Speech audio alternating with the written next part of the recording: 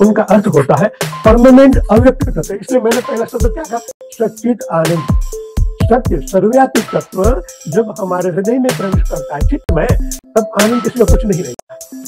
तो हमारे अंदर जिनको हम वाइब्रेशन कहते हैं, वाइब्रेशन, जी, स्पिरिचुअल वेव्स ऑफ यूनिवर्स, तो उनका अर्थ क्या है मैंने कुछ ही का बनाया। ओके, नाम क्या है उसका? Vibration. A sense of spirituality में हम आज वेलकम करते हैं महान दिव्य साक्षात्कारी ध्यान योगी नारायण स्वामी जी का, जिनका नर्मदा नदी के तट पर भरूच में एक विशाल ओम तपोवन आश्रम है। यहाँ ये अनगिनत साधकों को उनके परम लक्ष्य, उनकी डिवाइन कॉन्शियसनेस से जोड़ने में प्रयासरत है। प्रणाम स्वामी जी। प्रणाम। कैसे हैं आप? एकदम अच्छा है, बढ़िया है। स्वामी जी, स्टार्ट करते हैं आज का पॉडकास्ट। हाँ जी, हाँ जी। स्वामी जी, परमात्मा का स्वरूप कैसा है? आपने बहुत अच्छा प्रश्न किया। शुरुआत में मेरे मन में भी यही था, जब इस आध्यात्मिक क्षेत्र में मैंने भी पदार्पण किया, तब यही प्रश्न मेरे अंतःकरण में भी था। सब कह रहे हैं, फिर भी परमात्मा का स्वरूप क्या है? यही प्रश्न आपने पूछा, मेरे को बहुत अच्छा लगा। जी, धन्यवाद। शब्द के जरिए देखें, परमात्मा, उनका अर्थ होता है परमानेंट अव्यक्त तत्व, और हम उनके ही अंश है। भगवान ने गीता में कहा, तू मेरा ही सनातन अंश है। वो परमानेंट अव्यक्त तत्व, हम उनके ही अंश के अंदर, हमारे अंदर भी अव्यक्त तत्व है, मगर उनका स्वरूप वेदों में, उपनिषदों में, अथर्ववेद में, बृहत्कार उपनिषद में वर्णन किया गया है, और कई उपनिषदों में परमात्मा का वर्णन आता है। और मेरा भी अनुभव यही है, अव्यक्त जाने जो उनका वर्णन नहीं हो सकता, इतना सूक्ष्माति सूक्ष्म, जैसे अणु, परमाणु, न्यूट्रॉनु, प्राणाणु, इनके बाद अव्यक्त तत्व है। पहले व्यक्त होता है तो प्रकाश में, इनके बाद प्रकाश की अनुभूति करने के बाद धीरे धीरे धीरे हम जितने डीप में जाते हैं, तब ऐसा लगता कुछ नहीं है। और इनकी डेफिनेशन बुद्ध भगवान ने भी दी है। उन्होंने कहा है, आत्मा भी नहीं है, परमात्मा भी नहीं है, शून्यम शून्यम शून्य। इतना सभर भरा हुआ शून्य है जहां हम खो जाते हैं। जब मैंने इनका अनुभव किया, न मेरा स्थूल शरीर था, न सूक्ष्म, न कारण, न महाकारण, बिल्कुल कुछ नहीं था, और फिर भी एक अलग आनंद की अनुभूति मेरे हृदय में से प्रकट होते होते पूरे रोम रोम में वो प्रसर गई। अब मैं उनको याद कर तो मेरे रोंगटे खड़े हो जाते हैं। उनके अनुभव बिल्कुल आनंद के सिवा कुछ नहीं है। कई बार लगभग वो भी मेरे को मालूम ही नहीं पड़ा कितना समय इसमें चला गया। धीरे धीरे धीरे फिर व्यक्त में हम आते गया, ऐसे ऐसे प्रकाश की फिर से अनुभूति हुई। जिस तरह हम रूम के अंदर बैठे हुए हैं और लाइट ऑन होकर है, तब हम सब देख पाते हैं, ऑफ कर दे नहीं दिखाई देता, फिर भी मैं हूं ऐसा महसूस होता है। यही परमात्मा का स्वरूप है। व्यक्त होते हैं तो प्रकाश की शुरुआत, और प्रकाश भी जो हम ये है नहीं, अलग प्रकार की प्रकाश है। उनके अंदर थोड़ा सा भी स्पंदन, जिस तरह कोई पानी के अंदर कंकरी डालते हैं तो उनके स्पंदन उत्पन्न होते हैं, इसी तरह अव्यक्त के अंदर जब हम कुछ बोलते हैं, जिस तरह परमात्मा शब्द में बोलता हूं, तब मेरे को ऐसा लगता है परमात्मा भी ये नहीं बोलना चाहिए। परमात्मा बोलने से शब्द के तरंग निर्मित हो जाते हैं, तो उनका व्यक्त स्वरूप में थोड़ा आवरण आ जाते हैं। इसलिए शून्य की महिमा है। परमात्मा अव्यक्त तत्व ही है, बस उनका कोई बोलो नहीं, परमात्मा भी मत बोलो। परमात्मा अव्यक्त तत्व है, बोलने से भी आवरण आ जाते हैं, तो मस्ती में भी कुछ आवरण भी आ जाते हैं।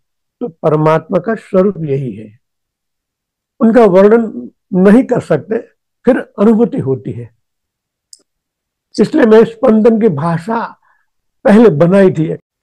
आपका मतलब है कि जब हम परमात्मा के स्वरूप के बारे में जानने की कोशिश करते हैं तो हमें सबसे पहले प्रकाश रूप दिखाई देता है उनका। हाँ, पहले नहीं। इसमें क्या होता है, क्योंकि अभी तक तो मैंने कई लोगों तक वहां तक पहुंचाया है, तो गत जन्म के अंदर उन्होंने जो साधनाएं की है, मानो कोई भक्ति मार्गी है, तो उनको पहले प्रकाश का अनुभव होगा, इनके बाद शून्य का अनुभव होगा।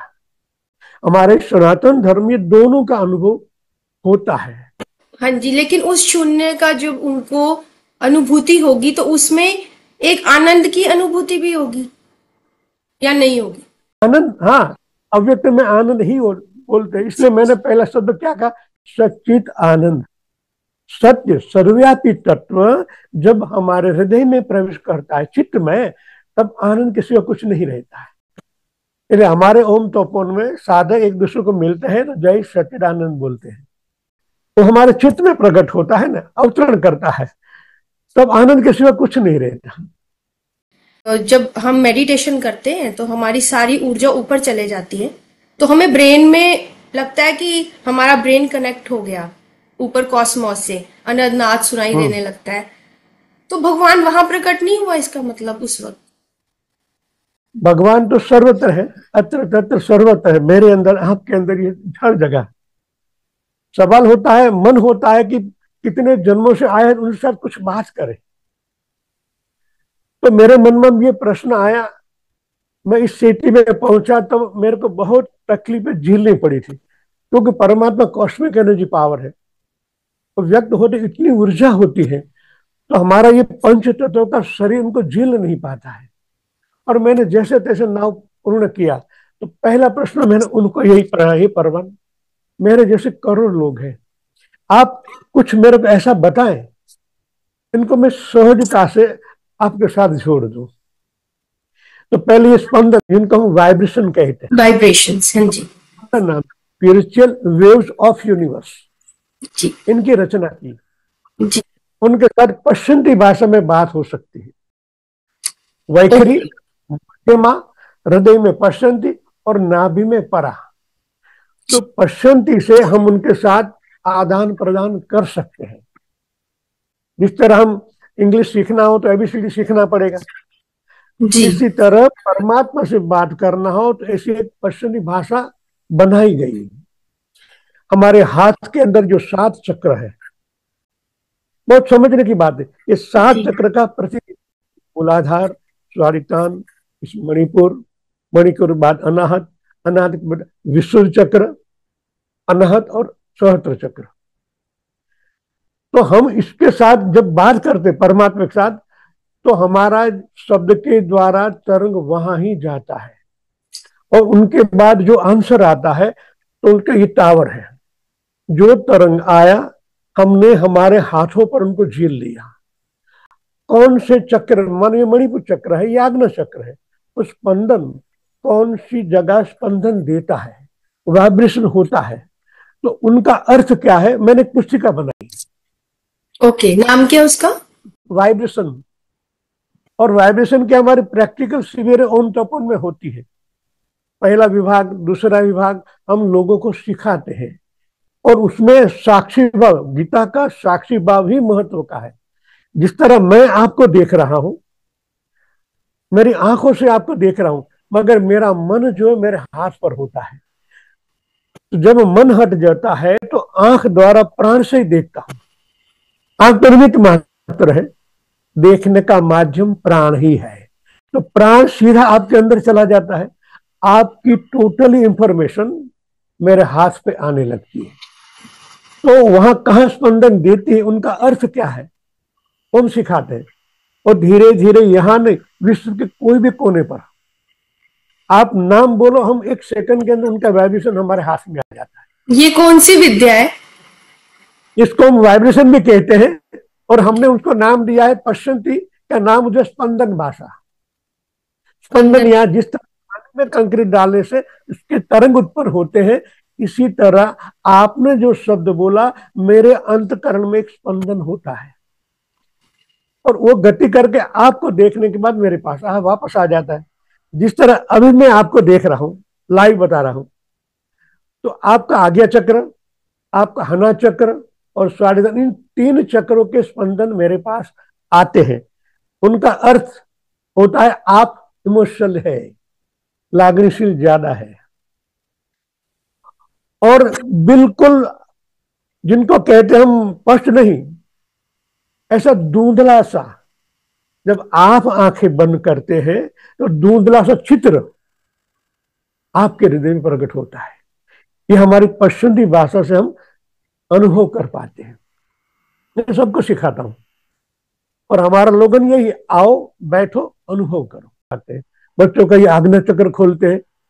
2009 से आज तक कई बच्चों का मैंने ये पीनियल ग्लैंड आज्ञा चक्र खोल दिया है। बंद आंखों से पढ़ते हैं, लिखते हैं, बोलते हैं। यहां नहीं, दुनिया के कोई भी कोने में देख पाते हैं। टोटली प्रैक्टिकल होता है। इसलिए मैंने ये वाइब्रेशन शिविर खड़ी की कि आप किसी के साथ बात कर उनके मन की बात जान सकते हो। टेलीपैथी भी कहते हैं इसको ना। तो किसी ने अगर स्पंदन विद्या सीखनी है हाँ, तो ये कितनी देर में सीख सकते हैं? उनके लिए क्या है कि अलग अलग शिविरों का आयोजन होता है। पहला प्राथमिक शिविर होता है, प्रारंभिक शिविर जिनको कहते हैं हम। उसमें मैं प्राण विद्या ट्रांसफर करता हूं। आप सीधे बात नहीं सीख सकते। आपके अंदर प्राण है, मेरे अंदर प्राण, अत्र तत्र सर्वत्र पूरे अनंत कोटि ब्रह्मांड में प्राण है। इस प्राण के माध्यम से ही मैं प्राण से आपके अंदर ट्रांसफर करता हूँ। ये शक्तिपात शाखा है हमारी भगवान कृष्ण की। तो जैसे आपके अंदर ट्रांसफर हो गए, इनके बाद हम उनको सिखाते हैं। ये स्पंदन यहाँ आए तो उनका अर्थ क्या है। 7 चक्र हमारे हाथ में ये है, तो हमारी बॉडी में कहाँ पर है? स्थूल में नहीं है, प्राण में नहीं है, सूक्ष्म में नहीं है, कारण जगत में ये 7 शरीर है, 7 चक्र है। तो उनके साथ कैसे एकजुट होता है। ध्यान के अंदर मैं उनके अंदर सभी ट्रांसफर करता रहता हूँ। इनके बाद शिविर होती है वाइब्रेशन की, जिनको हम स्पंदन कहते हैं। उनके अंदर ये सब सिखाया जाता है कि भाई ये देखो, ये 7 चक्र है, आप उसको अंदर उतार दे। इनके बाद हम प्रैक्टिकल ले जाते हैं। बाहर कोई गाड़ी खड़ी होती है या कोई व्यक्ति को दिखाते हैं, आप इनके वाइब्रेशन पकड़े, मन को यहां रखे और खाली देखे। देखने से, मैंने अभी कहा ना, देखने के बाद प्राण से ही हम देखते हैं। उनका वाइब्रेशन हमारे हाथ में आता है और ये विद्या ट्रांसफर से आप सीख पाते हो कि स्पंदन का अर्थ क्या है। गाड़ी देखने के बाद कहाँ टच होगी हम बता देते हैं, ये गाड़ी कहाँ एक्सटेंड होगा, हाथ में आ जाता है। इसी तरह धीरे धीरे सूक्ष्म और सूक्ष्म और सूक्ष्म सिखाते सिखाते परमात्मा तक पहुंच जाते हैं। क्योंकि मन के द्वारा ही आप अनुभव कर पाओगे। कॉन्शियस और सबकॉन्शियस दोनों को एक करने के बाद मन इतना विशाल हो जाता है कि इनके द्वारा ही आप परमात्मा का अनुभव कर पाओगे। तो मन को भी सूक्ष्म सूक्ष्म करवाना पड़ता है। स्थूल जगत देखना है तो आपको प्राण शरीर का उपयोग करना पड़ेगा। इसके मन में झांकना हो तो सूक्ष्म शरीर का कर्ण का उपयोग करना पड़ेगा। और देवी देवताओं के साथ संपर्क करना हो तो कारण जगत का उपयोग करना पड़ेगा। और विराट में कुछ चेंज करना हो तो आपको महाकाल शरीर को कर्ण धारण करना पड़ता है। हिमालय में ऐसी जगह आज भी है। हनुमान जी महाराज लक्ष्मण जी के लिए जो औषधि ले गए, आज भी है। मैं साधु को वहां ले जाता हूँ। ऐसी औषधियां हैं जिसको हाथ में पकड़ के ब्रह्मनाड़ी सुषुम्ना खुल जाए। आध्यात्म मेन सुषुम्ना है, ईडा, पिंगला और सुषुम्ना। तो वहां इनको खोल देता, मैं भी खोल देता हूँ। वो फूल के द्वारा भी ये हो सकता है। और भी ऐसे कई पौधे हैं। कोई फूल को मैं सूंघाता हूँ तो आग्नेय चक्र ऐसे घूमने लगता है। अलग अलग मणिपुर चक्र, हमारे हार्ट चक्र में सब स्पंदनें आने लगती है। तो वहां हमारे 10-12 दिन की शिविर होती है। इनके बाद संपूर्ण मौन में उतार दो हरिद्वार। तो यहाँ बिल्कुल मौन, मन का मौन, बोलना नहीं, लिखना नहीं, कुछ नहीं करना है, मन से मौन हो जाओ। जाके प्रकाश प्रकट होता है। जहां तक स्पंदन हमारे हृदय में है वहां तक उनका अनुभव नहीं होगा। तो मन से मौन कैसे होता है, करना है, मैं वो भी सिखाता हूँ। उनके लिए मंत्र है, मंत्र की विधि सिखाता हूँ। मंत्र कैसे बोलना है। हमारे तो ओम नमः शिवाय करते, उनसे कुछ नहीं होगा, आज तक नहीं मिला। मिलता है, बहुत देर लगती है, मगर तो एक शब्द में अनुभव होना चाहिए। ओम नमः शिवाय बोलो, आपका अनुभव हो जाना चाहिए। मन जब बोलता है मंत्र तो उनके स्पंदन उत्पन्न होते हैं। कृष्ण बोला तो उनका स्पंदन उत्पन्न हो गए। भगवान कृष्ण का नाम था, आज वो अव्यक्त है। हम कृष्ण कृष्ण करते रहेंगे, कुछ नहीं मिलेगा। पहले थे, आज नहीं है वो, आज सर्वव्यापी है। तो सर्वव्यापी के साथ कैसे तार जोड़ना है, कृष्ण शब्द बोलना पड़ेगा, मगर उनके स्पंदन जो उत्पन्न होते हैं उनके साथ आपको मन लगाना पड़ेगा। उस स्पंदन के द्वारा एक ही शब्द में आप भगवान कृष्ण के साथ जुड़ जाते हैं। मैंने और भी कई कई ऐसे शॉर्टकट बनाए हैं। शॉर्टकट में तो बिल्कुल आप उनके साथ कैसे जोड़ पाते हैं। पहले उनका स्थूल शरीर देखें, मतलब प्राण शरीर देखेंगे, प्रकाश का अनुभव करेंगे। इनके बाद सूक्ष्म और कारण, धीरे धीरे अब जो अव्यक्त है, मैंने कहा ना परमात्मा परमानेंट अव्यक्त तत्व, उस स्वरूप के साथ हम जोड़ देते हैं। टोटली मौन से हिमालय में होती है, वहां कोई आवाज नहीं है। वहां हम उनको बिठाते हैं, फिर उसको ध्यान में बिठाते हैं। उनका जो तार है मेरे वाइब्रेशन के द्वारा मैं उनके साथ जोड़ देता हूँ। इसी कारण ज्यादा योगी जो हैं वो हिमालय में जाके साधना करते हैं। हाँ, महात्मा लोग हिमालय में इसलिए जाते हैं कि वहां ऐसे पेड़ है। हमारे यहाँ जो पेड़ है वहां नहीं है। उनके जो फल होते हैं इनकी कीमत होती है। उनका जो सुगंध है, आप ले सूंघते तो आग्रह चक्र घूमने लगता है। कभी ब्रह्मनाड़ी, इसके आध्यात्म में परमात्मा प्राप्ति के लिए सुषुम्ना, सर्वव्यापी तत्व वाली जो नाड़ी है, जो सांस बाहर आती ही नहीं है। हम जो सांस ले रहे हैं वो सांस बाहर नहीं आती, दोनों सम हो जाती और यहां से वापस चली जाती आग्नेय चक्र में। अब बात कहने जा रहा हूं, ये तो हमारा टेम्परेचर 98.4 है, वो तो हाई है, एनर्जी पावर है। हम उनको झील ही नहीं पाएंगे। शायद उनके साथ हमारा कनेक्शन हो गया तो हम झील नहीं पाएंगे या पागल हो जाएंगे। तो इनके लिए मैंने एक सुषुम्ना खोलना एक महत्व की बात है। और दूसरी बात होती है, मैं घी का भी पैटर्न लिया हुआ है। लोग मुंह से खाते हैं, घी है, चावल है, खिचड़ी है, इसमें डालकर, और हम उनको मूलाधार चक्र से घी का प्रयोग करवाते हैं। घी, सतावर और हरड़, हमारे अंदर 72 नाड़ियां, इनके बाद 3.5 लाख नस नाड़ियां, इनके बाद प्लाज्मा नसें, इनके बाद कोशिका का स्थान आता है। ये मजबूत होनी चाहिए। जब परमात्मा की अनुभूति हमारी बॉडी में अवतरित हो तो आप उनको अच्छी तरह सहजता से अनुभव कर पाए। मूलाधार चक्र से घी लेने से जब मणिपुर चक्र में वो आता है, बड़े आंतों से लेकर, तो वहां उसका बाष्पीभवन हो जाता है और 72,000 नस नाड़ी वो फैलता है, ओजस बन जाता है। बिना ओजस से आप आपकी कोशिका मजबूत नहीं कर पाओगे। तो ये घी का प्रयोग हम फर्जियात करवाते हैं। आप शरीर को पुष्ट करने के लिए ये कराते हैं। हाँ, कि स्पंदन विद्या है वो कोई भी कर सकता है, कोई भी सीख सकता है, मानव मात्र के लिए है। तो लेवल ये चाहिए कि आपको मेरी दीक्षा लेना पड़ता है, क्योंकि मैं दीक्षा में ये शक्तिपात करता हूँ, महाकारण शरीर का करंट ट्रांसफर करता हूँ, प्राण शरीर, सूक्ष्म कारण, महाकारण और प्राण विद्या। दूसरी बार जब वाइब्रेशन की शिविर होती है स्पंदन की, तब मैं और एक शक्तिपात करता हूँ। आपके एक एक उंगली में, एक एक अणु में मैं प्राण ट्रांसफर कर देता हूँ और उनको जागृत कर देता हूँ। तब जब मैं ये देखूं तो स्पंदन आपके हाथ में निकल कर आप जिनको देखे वहां वो पहुंच जाता है और उनके द्वारा ही आप स्पंदन अनुभव कर पाते हाथों में। सपोज किसी ने स्पंदन विद्या सीख ली आपसे, पर इसका स्पिरिचुअलिटी में क्या सिग्निफिकेंस है? स्पंदन विद्या का उपयोग हर क्षेत्र में, हमारे मानव जीवन है तो मानव जीवन के सर्वांगीण विकास में ये काम आता है। पर्टिकुलर किसी, वो व्यापारी है, बिजनेसमैन है, वो जब किसी को देखेगा तो ये व्यक्ति के विचार कैसे वो पकड़ लेगा, नेगेटिव है या पॉजिटिव है। तो उसके द्वारा हम ये अनुभव कर पाएंगे इनसे कितना संबंध आगे रखना है या समाप्त करना है।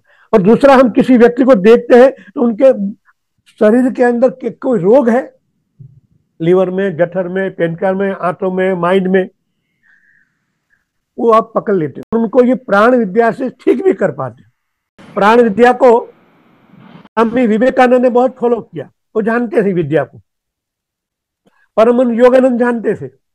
ऐसे कई महात्मा के पास ये विद्या है। प्राण विद्या और स्पंदन विद्या एक ही है? हाँ, वो एक ही है। नाम प्राण मेन बेस है। जिस तरह में ये हमारा आटा है, ऐसे हम कुछ कर सकते हैं ना। रोटी बना सकते हैं, बुली बना सकते, कोई भी कुछ करे। तो बाहर नाम अलग अलग है, वरना मेन प्राण है जी। इनके द्वारा आप कुछ भी कर सकते हो, हर एक क्षेत्र में उनका उपयोग हो सकता है। शारीरिक क्षमता जी। के लिए, विचारों को जानने के लिए, फिर ब्रह्मांड में अनुभूति करने के लिए, इनके बाद श्रेष्ठ परमात्मा साथ तार जुड़ने में। आपके अंदर एक अज्ञात मन में एक अंतस्प्रेरणा जिनको कहते हैं ना, वो पैदा होती है। भगवान ने गीता में वचन दिया है, अंगुश प्रमाण ज्योति स्वरूप में तेरे अंदर हूं, तुम अंदर ही है। तो आपने प्रश्न अंदर किया तो अंदर से ही आंसर आ जाता है स्पंदन के बाद में। तब आपके मन में कोई विचार नहीं होना चाहिए, तब जाके आप ये अनुभव कर पाते, ऐसे स्पंदन होने लगते हैं। हमें इंट्यूशन होती है कि आंसर ये है। हाँ, अंतस्प्रेरणा आप थोड़ा थोड़ा जैसे आप प्रगति करते जाओगे ऐसे अंतस्प्रेरणा होने लगती है। आंखें जी। बंद करके बस महसूस करो, तुरंत आ जाता है। शुरुआत में थोड़ा धीमी गति, बाद में तुरंत प्रश्न पूछो, या तो आप प्रश्न पूछो, इनसे पहले आंसर आ जाता है। वो तो पास में ही रहते हैं, हमारे साथ है, हमारे रोम रोम में वो है। जी। प्राण विद्या की बात कर रहे हैं, तो हम जो मंदिर में प्राण प्रतिष्ठा करते हैं, हाँ तो वो भी इसी से रिलेटेड है। हाँ, इनसे हो सकता है। पहले मूर्ति का कोई अर्थ नहीं होता है, कोई इनको पांव नहीं छूता है। जब मंदिरों में प्राण प्रतिष्ठा होती है तब उनकी पूजा अर्चना करते, भोग लगाते हैं, मतलब उसके अंदर प्राण आरोपित हो गया। तो हमारे अंदर तो प्राण है ही, हमारा किसने किया? ऊपर वाले ने। जब ये प्राण और वो प्राण एक होता है तभी कुछ घटनाएं घटित होती है। हम मंदिर में भगवान के दर्शन तो करते हैं, मगर स्थूलहीन आंखों से प्राण को देखे, मूर्ति के अंदर भी प्राण है, तो आपके अंदर भी प्राण है। ये कैसे एक करना है वो मैं सिखाता हूं। प्राण से प्राण का मिलन होना चाहिए। हम प्राण से स्थूल का अनुभव करते हैं, इसलिए अनुभव नहीं होता ईश्वर तत्व का मंदिरों में, फोटो में। हाँ यार, भगवान की कल्पना ही है हमें, भगवान कृष्ण ये है, वो तो है ही नहीं, एड्रेस ही गलत है। वो तो तत्व रूप में है ना। हाँ, सत्यनारायण स्वरूप में सर्वव्यापी तत्व है। जी। सत्य इसलिए नाम है, भगवान का नाम सत्य नारायण कहा ना, सर्वव्यापी तत्व वही नारायण है। जी। ये जो आप प्राण विद्या सिखाते, तो ये खुली आंखों से ही हम कर सकते हैं या बंद आंखों से भी कर सकते हैं? हाँ, कभी भी खुली आंखें से भी हो सकता है, बंद आंखें भी हो सकता है। वो तो सर्वत्र अंदर भी है, बाहर भी है। आपने देखा, मैं आपको देखता हूं तो मेरे को मालूम पड़ जाता है, आंखें बंद करके आपके साथ भी बात कर सकता हूं, क्योंकि वो सर्वज्ञ है और आप उनके ही अंश है। भगवान ने गीता में कहा, तू मेरा ही सनातन अंश है। जी। मान लेना पड़े, भगवान का वचन है, गीता में बताया गया है। आप कहते हैं कि इस ब्रह्मांड में व्याप्त प्राण ही परमात्मा है। हमारे शरीर के हर एक एटम में भी हाँ। वही प्राण स्वरूप परमात्मा विराजमान है। तो आप हाँ। इसको थोड़ा विस्तार में समझाइए हमारे व्यूअर्स के लिए। जिस तरह साधना परिपक्व होती जाती है, ऐसा प्राण भी सूक्ष्म बनता जाता है। स्थूल शरीर में प्राण अणु कहते हैं, और उनसे सूक्ष्म होता है तो उनको हम परमाणु कहते हैं, जो हमारे अनाहत चक्र में है। इनके बाद कारण जगत है, उनके न्यूट्रॉन कहते हैं। अणु, परमाणु और न्यूट्रॉन, इलेक्ट्रॉन, प्रोटॉन और न्यूट्रॉन है तो ही ब्रह्मा विष्णु महेश। ब्रह्मा जी सर्जनहार मन अणु, ये हमारा 75,000 अब्ज कोष का शरीर है। इनके बाद परमाणु यानी परमात्मा, ये कृष्ण यानी विष्णु भगवान कहते हैं, जो पालन करते हैं और अविद्या को संहार करते हैं। महादेव जी, शंकर, सदा शिव, वही है सर्वव्यापी तत्व। जैसे हमें बेसिक इंफॉर्मेशन तो है कि एक एटम में न्यूट्रॉन्स, प्रोटॉन्स न्यूक्लियस में होते हैं, इलेक्ट्रॉन्स न्यूक्लियस में नहीं होते, वो बाहर होते हैं। तो इसमें जो हम प्राणों की बातें कर रहे हैं, तो इसमें जो प्राण है, प्राण शक्ति है, वो किस फॉर्म में है इस एटम के अंदर? एटम के अंदर वो अति सूक्ष्म है, इनके बाद परमाणु और भी सूक्ष्म है। अनुभव से हम समझ पाते हैं उनको, अणु और परमाणु को, और उनके द्वारा ही हम, हमारा मेन मकसद क्या है? धर्म और विज्ञान को जोड़ के चलना। हम नाम दिया है ब्रह्मा जी, विष्णु जी और महेश जी, मगर उनके पीछे ऊर्जा है। ब्रह्मांड की 3 महा ऊर्जा है, ब्रह्मांड में से प्रकट होती है संसार में, उनको नाम ब्रह्मा विष्णु महेश दिया गया। और वैज्ञानिक कहते हैं इलेक्ट्रॉन, प्रोटॉन, न्यूट्रॉन है वही ऊर्जा। भगवान का सच्चा स्वरूप ऊर्जा ही, कॉस्मिक एनर्जी, पावर ही है। जहां तक आपके मन में कि उतर नहीं जाएगा कॉस्मिक एनर्जी पावर, वहां तक उनका अनुभव होना असंभव है। और होगा तो धीरे धीरे आगे जाते जाते जब परिवर्तन होता रहता है, जब वो प्रगाढ़ ध्यान में चले जाए तो यही स्वरूप उनको दिखता है, अरे ये तो परमात्मा तो प्रकाश स्वरूप है, जो वेदों में वर्णन है, उपनिषदों में वर्णन है। और हम कहाँ थे? बृहदारण्यक उपनिषद में परमात्मा का वर्णन विद्युत ब्रह्म कहा गया है, तो हम सोचते हम कहाँ हैं? हमारे ऋषि मुनि कहते हैं बृहदारण्यक उपनिषद में परमात्मा विद्युत ब्रह्म है और परमाणु सत्ता कही गई 1000 साल पहले। और आज हम तो वहां के ठहर अभी पहले स्टेज पर ही नहीं पहुंचे।